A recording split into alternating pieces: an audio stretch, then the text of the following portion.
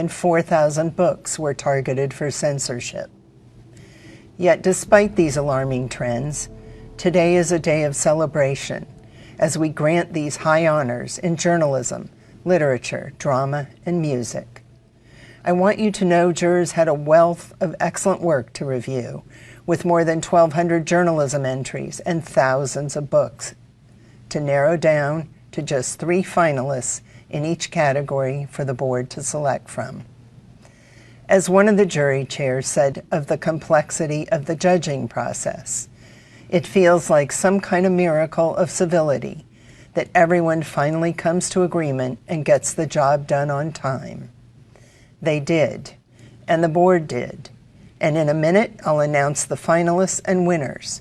But first, I want to hand this over to the co-chairs of the board of the Pulitzer Prizes, Neil Brown, president of the Poynter Institute, and Tommy Shelby, professor of philosophy, African and African American Studies at Harvard University. Neil? Thank you, Marjorie. The Pulitzer Prizes are more than journalism's most esteemed honor.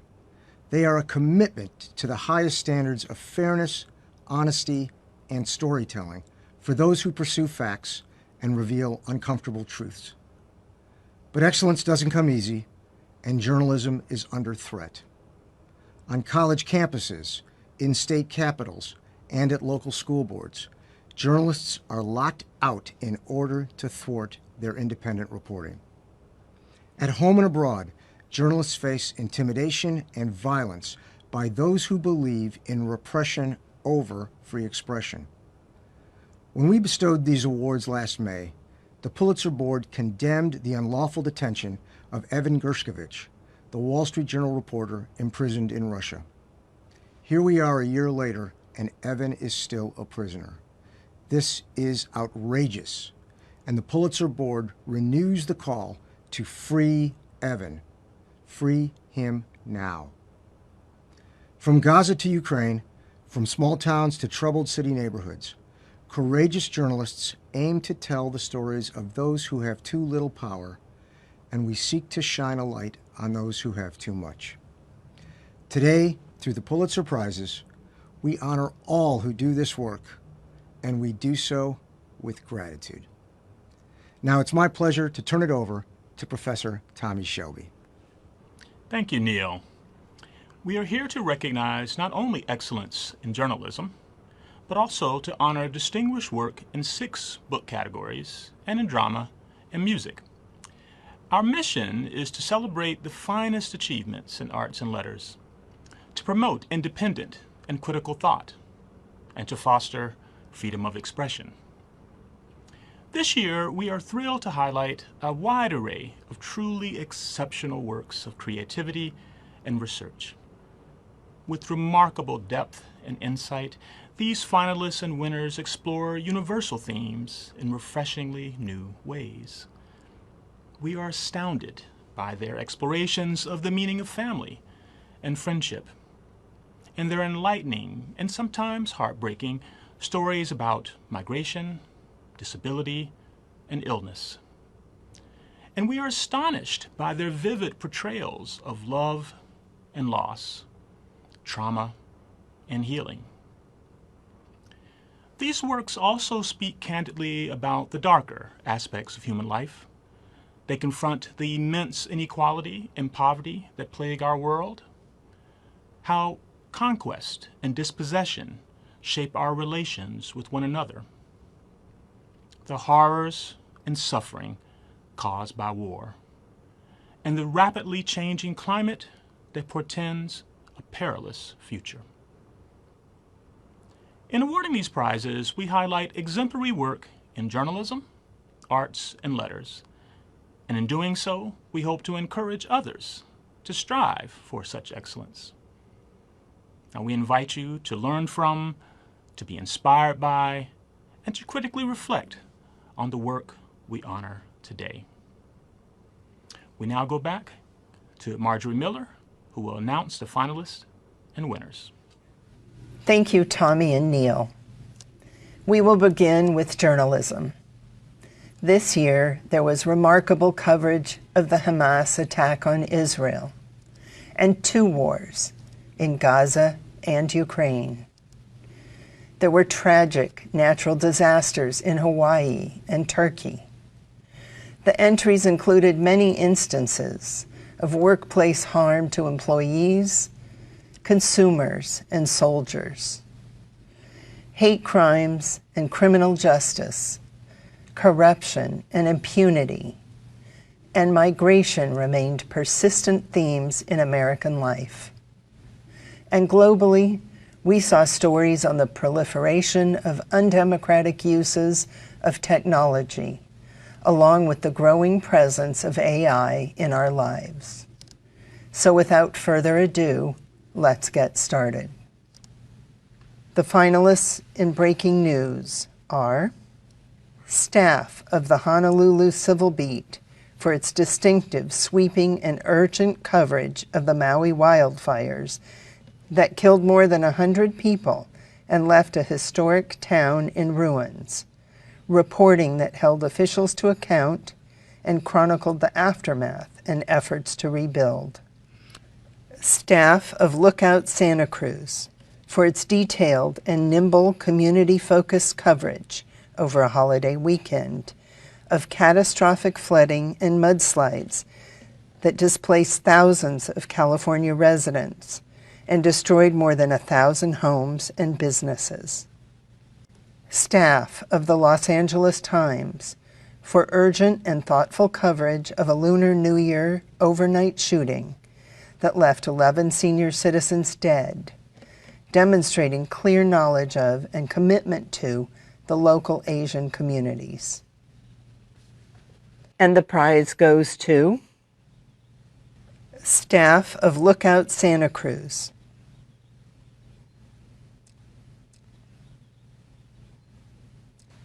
The investigative finalists are staff of Bloomberg for a deep and rigorous investigation of how the U.S. government aided the global spread of gun violence, prompting the Biden administration to halt most gun exports for 90 days, while it reviewed the federal government's marketing relationship with gun manufacturers.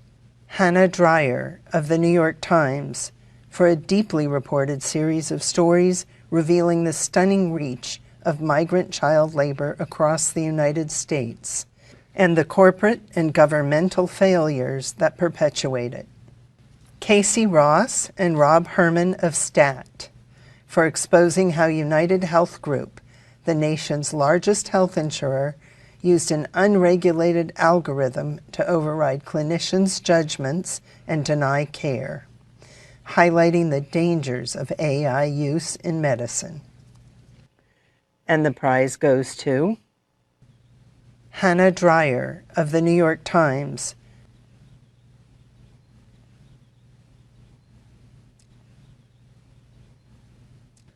The finalists for explanatory are staff of Bloomberg for rigorous, far-reaching reporting that holds corporate water profiteers to account and exposes how they willfully exacerbate the effects of climate change at the expense of less powerful communities. Sarah Stillman of The New Yorker for a searing indictment of our legal system's reliance on the felony murder charge and its disparate consequences, often devastating for communities of color. Staffs of the Texas Tribune, ProPublica, and Frontline for advancing understanding of law enforcement's catastrophic response to the mass shooting at an Uvalde, Texas elementary school, and also for documenting the political and policy shortcomings that have led to similar deadly police failures across the country. The prize goes to Sarah Stillman of The New Yorker.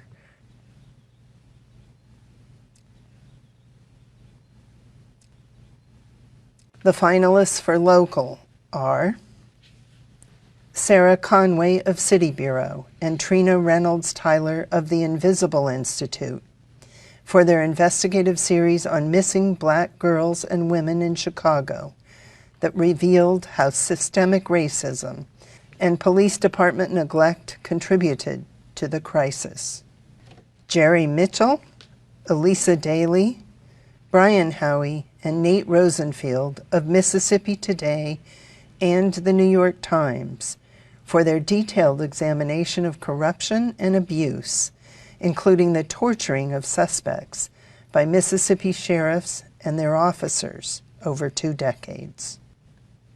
Staff of the Village's Daily Sun for its comprehensive investigation and moment-by-moment account of Florida officials in action before, during, and after Hurricane Ian, the deadliest storm to strike the state since 1935. And the prize goes to Sarah Conway of City Bureau and Trina Reynolds Tyler of the Invisible Institute. The finalists for National are Bianca Vazquez Tones and Sharon Luria of the Associated Press for a deeply reported series on the corrosive effect of the pandemic on public education, highlighting the staggering number of students missing from classrooms across America. Dave Phillips of the New York Times for groundbreaking reporting that uncovered a pattern of traumatic brain injuries among U.S. troops from blast exposures caused by the weapons they were firing. Staff of Reuters for an eye-opening series of accountability stories focused on Elon Musk's automobile and aerospace businesses, stories that displayed remarkable breadth and depth and provoked official probes of his company's practices in Europe and the United States. Staff of the Washington Post for its sobering examination of the AR-15 semi-automatic rifle, which forced readers to reckon with the horrors wrought by the weapon often used for mass shootings in America. There are 2 winners in this category. Staff of Reuters. And the prize also goes to staff of the Washington Post. The finalists for International are staff of the New York Times for its wide-ranging and revelatory coverage of Hamas's lethal attack in southern Israel on October 7th, Israel's intelligence failures, and the Israeli military's sweeping, deadly response in Gaza. Julie Turkowitz and Federico Rios of the New York Times for their immersive and ambitious coverage of migration purgatory in the Darien Gap between Colombia and Panama. Staff of the Washington Post for a sweeping, on-the-ground investigation in India that exposed the methodical undermining of the world's largest democracy by Narendra Modi and his Hindu nationalist allies, who have deployed social media to foment hate and pressure American tech giants to bend to government power. The prize goes to staff of the New York Times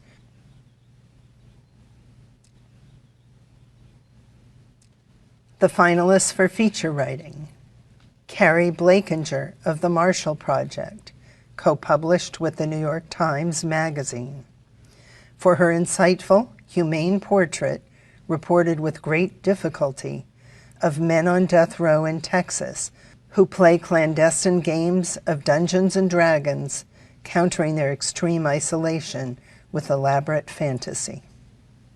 Katie Engelhart, contributing writer, The New York Times, for her fair-minded portrait of a family's legal and emotional struggles during a matriarch's progressive dementia that sensitively probes the mystery of a person's essential self.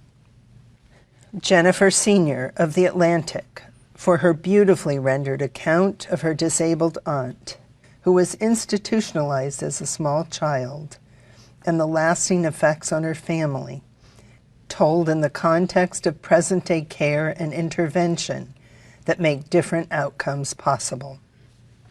And the prize goes to Katie Engelhart, contributing writer, The New York Times, The finalists in commentary are Brian Lyman of the Alabama Reflector for incisive columns that challenge a range of state policies flouting democratic norms and targeting vulnerable populations, written with the commanding authority of a veteran political observer. J. Caspian Kang of The New Yorker for provocative columns that urge us to re-examine popular narratives on such critical topics as affirmative action, racial politics, and the portrayal of gun violence.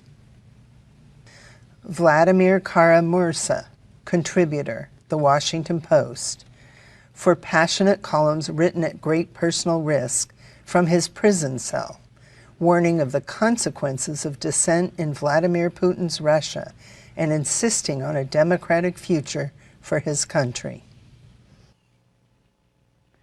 And the prize goes to Vladimir Kara-Murza, contributor, The Washington Post. The finalists in criticism: Zadie Smith, contributor, The New York Review of Books, for a review of the film Tar that addressed with wit and ease such consequential themes as mortality and the clash of generations. Vincent Cunningham of The New Yorker for theater reviews that reflect a formidable knowledge of the stage and the mechanics of performance, along with canny observations on the human condition.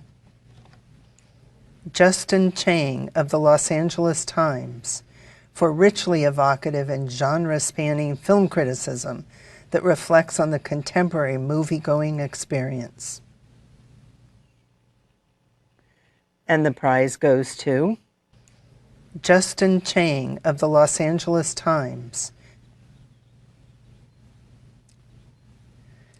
The finalists in editorial writing: Isadora Rangel of the Miami Herald for a scathing series that roots the city's multiple political scandals in a troubled local democracy and champions electoral reforms.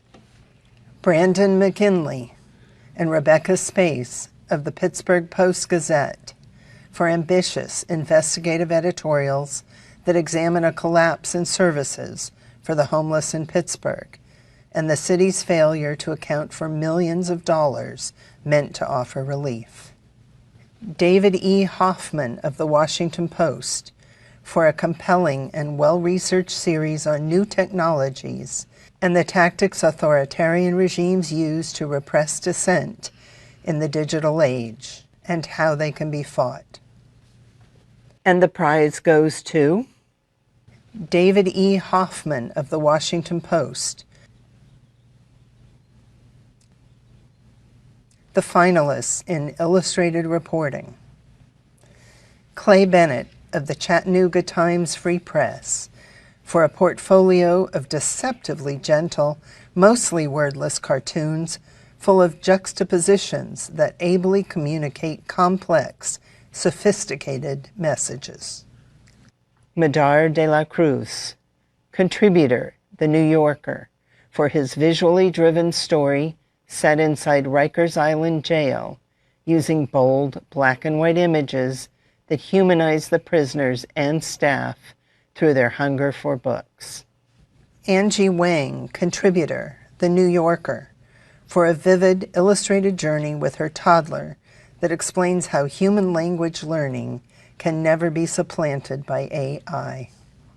Claire Healy, Nicole Dunca, and Ren Galeno, contributor of The Washington Post, for masterful and sensitive use of the comic form to reveal the story of a great injustice to a group of Filipinos exhibited at the 1904 World's Fair in St. Louis, where some of them died.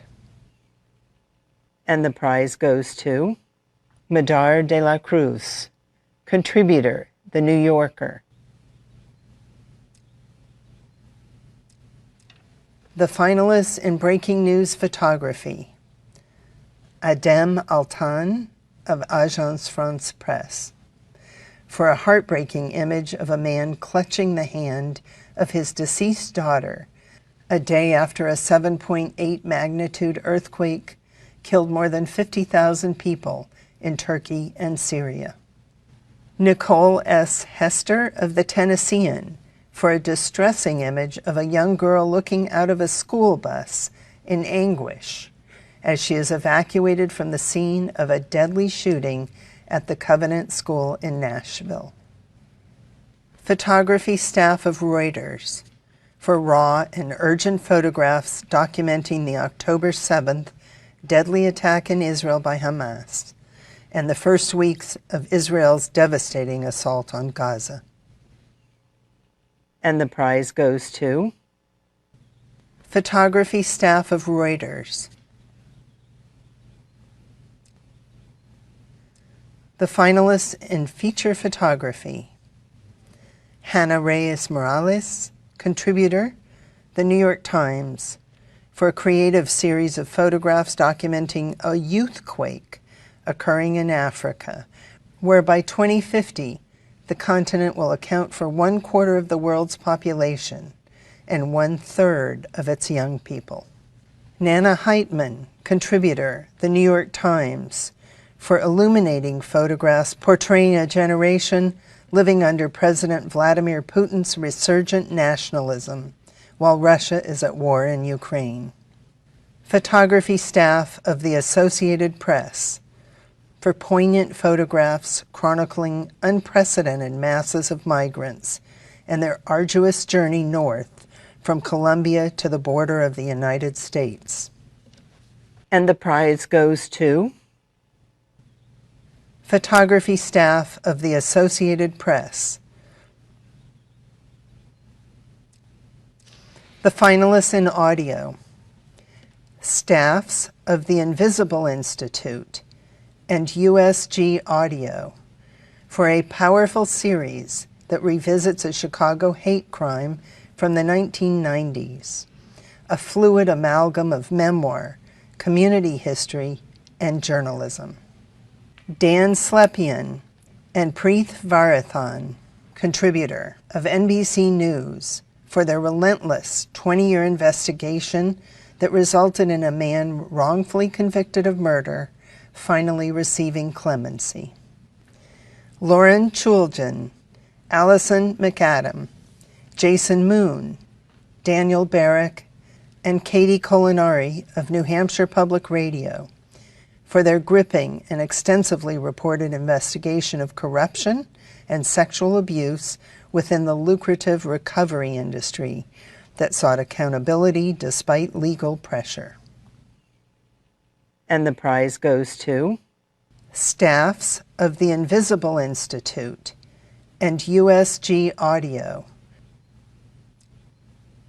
The finalists in public service: KFF Health News and Cox Media Group for uncovering millions of cases in which the Social Security Administration overpaid beneficiaries, then demanded immediate repayment, imposing debts on elderly and disabled people who had already spent the funds.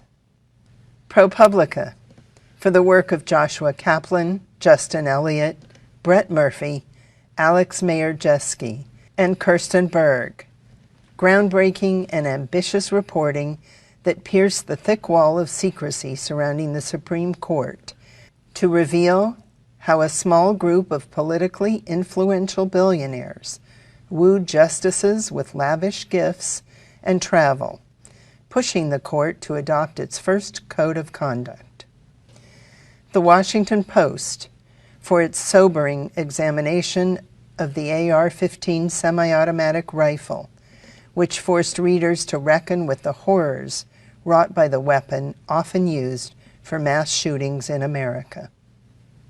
And the prize goes to ProPublica for the work of Joshua Kaplan, Justin Elliott, Brett Murphy, Alex Mayer-Jeske, and Kirsten Berg.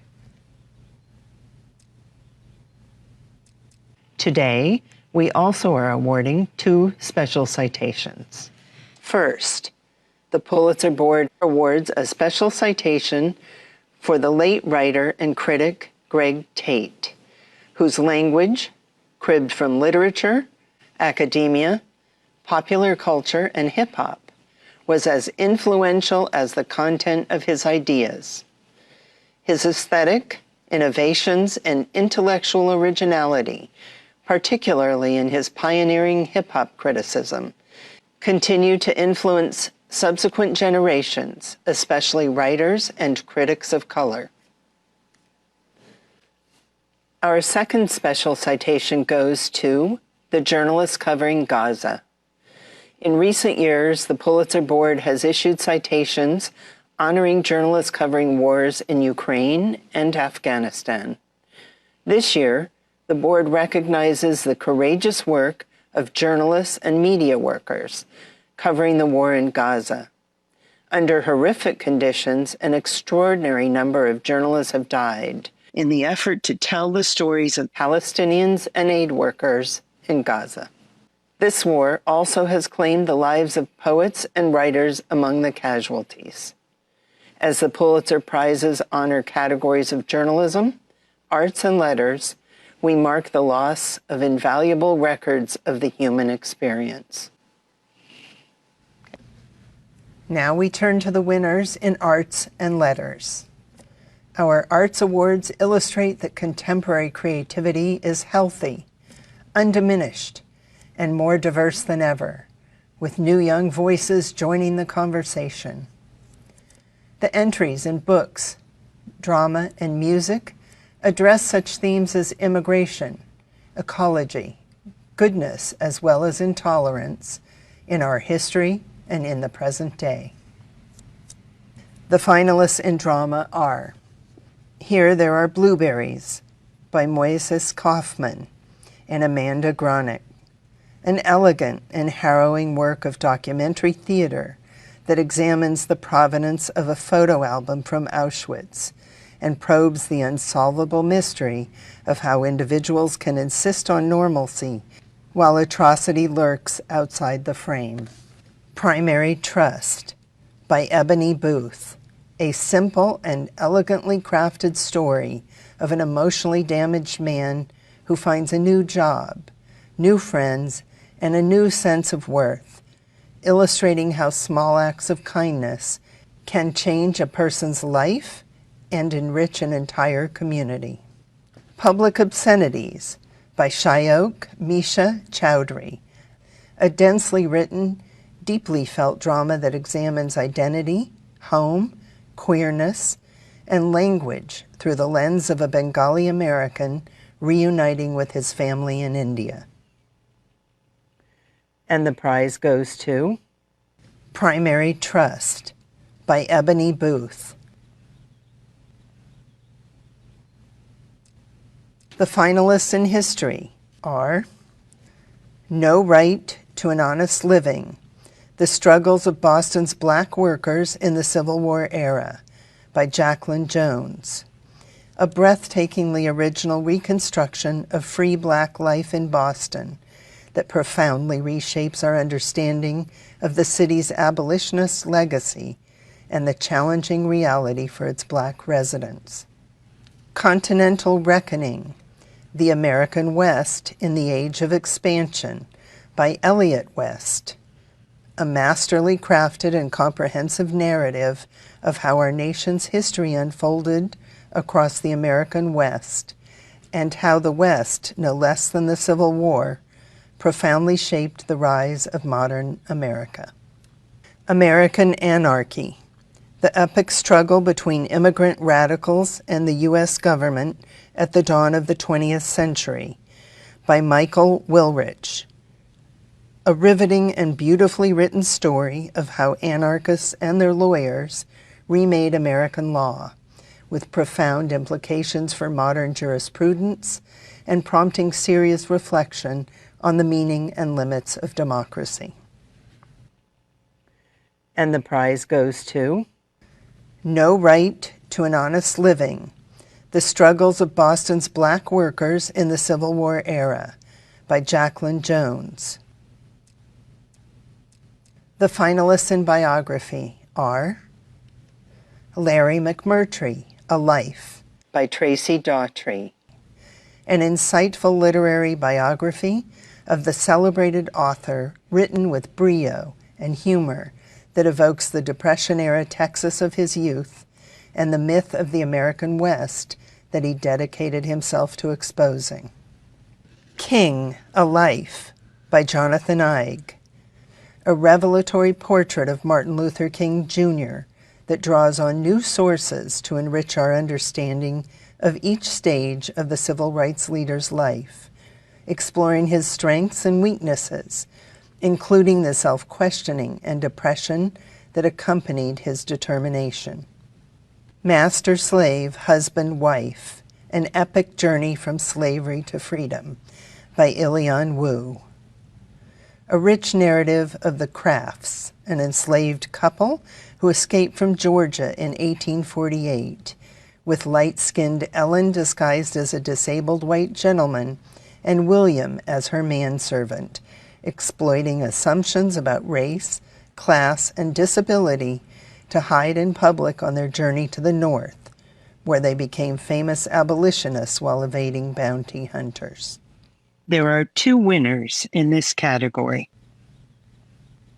King, A Life by Jonathan Eig. Also, the prize goes to Master-Slave, Husband-Wife, An Epic Journey from Slavery to Freedom by Ilian Wu. The finalists for memoir: Liliana's Invincible Summer, A Sister's Search for Justice by Cristina Rivera Garza, a genre-bending account of the author's 20-year-old sister murdered by a former boyfriend that mixes memoir, feminist investigative journalism, and poetic biography, stitched together with a determination born of loss. The Country of the Blind, A Memoir at the End of Sight by Andrew Leland, an emotionally resonant account by an author losing his eyesight from a rare genetic disorder. A memoir that explores the physical and conceptual experience of blindness, that explains honestly how ableism fueled his reticence to accept his diagnosis. The Best Minds, A Story of Friendship, Madness, and the Tragedy of Good Intentions by Jonathan Rosen, an account of the author's brilliant childhood best friend and fellow student who was diagnosed as schizophrenic before fatally stabbing his girlfriend, a tragedy used to explore mental illness and the history of institutionalization. And the prize goes to Liliana's Invincible Summer, A Sister's Search for Justice by Cristina Rivera Garza. The finalists in poetry are To 2040 by Jory Graham, a fluent yet spare volume about grief, loss, and vulnerability through an array of themes including environmental disaster and personal mortality. Information Desk, An Epic by Robin Schiff, poetry that chronicles the oddities, indignities, and wonders of working at a museum, a vivid compendium of musings on the nature of art and its creation. Tripas, Poems by Brandon Som, a collection that deeply engages with the complexities of the poet's dual Mexican and Chinese heritage, highlighting the dignity of his family's working lives, creating community rather than conflict. And the prize goes to Tripas, Poems by Brandon Som.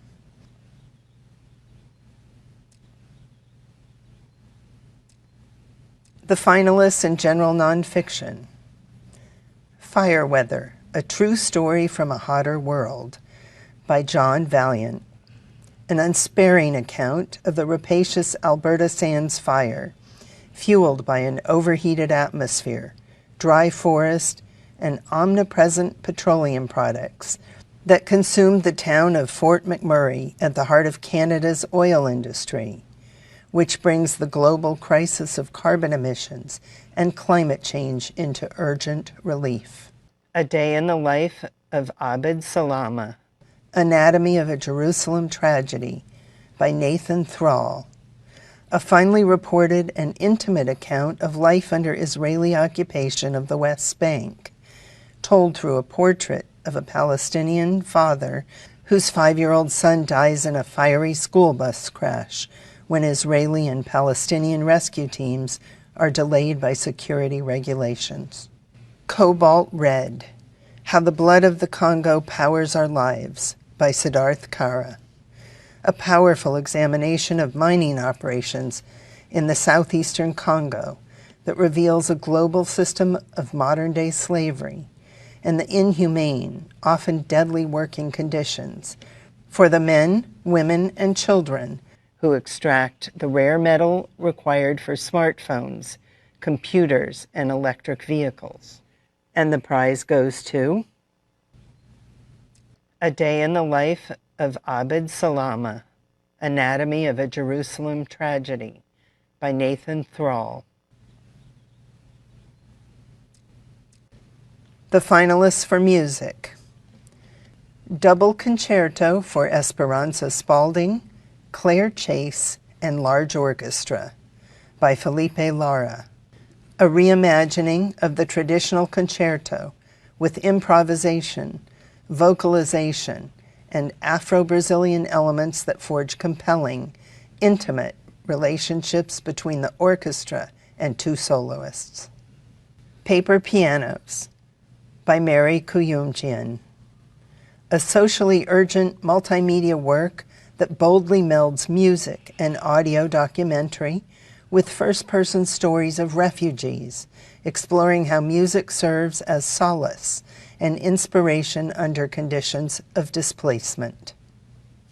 Adagio for Wadada Leo Smith by Taishan Sori, an introspective saxophone concerto with a wide range of textures presented in a slow tempo, a beautiful homage that's quietly intense, treasuring intimacy rather than spectacle.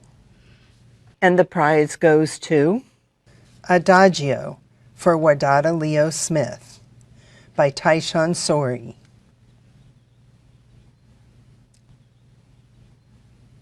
The finalists for fiction are Night Watch by Jane Ann Phillips, a beautifully rendered novel set in West Virginia's Trans-Allegheny Lunatic Asylum in the aftermath of the Civil War, where a severely wounded Union veteran, a 12-year-old girl and her mother, long abused by a Confederate soldier, struggle to heal. Wednesday's Child by Iyun Lee, an affecting volume of thematically and stylistically connected stories that are set around tasks carried out by caretakers of the infirm and mothers struggling to carry on after the death of a child, work that mixes grief with gentle humor. Same Bed, Different Dreams by Ed Park, an inventive postmodern novel that moves from the brutal Japanese occupation of the Korean Peninsula to a lonely Korean-American boy's passion for the buffalo sabers, interlinked narratives that jump historical and imaginary time zones with humor, sorrow, and irreverence. And the prize goes to Night Watch by Jane Ann Phillips.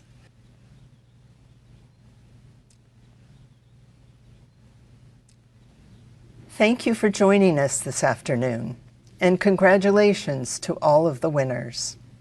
You can find more about the winners and their work on our website, Pulitzer.org. There you will also find a link to our Pulitzer on the Road initiative, with interviews and events with previous Pulitzer Prize winners. Once again, congratulations to all of this year's winners.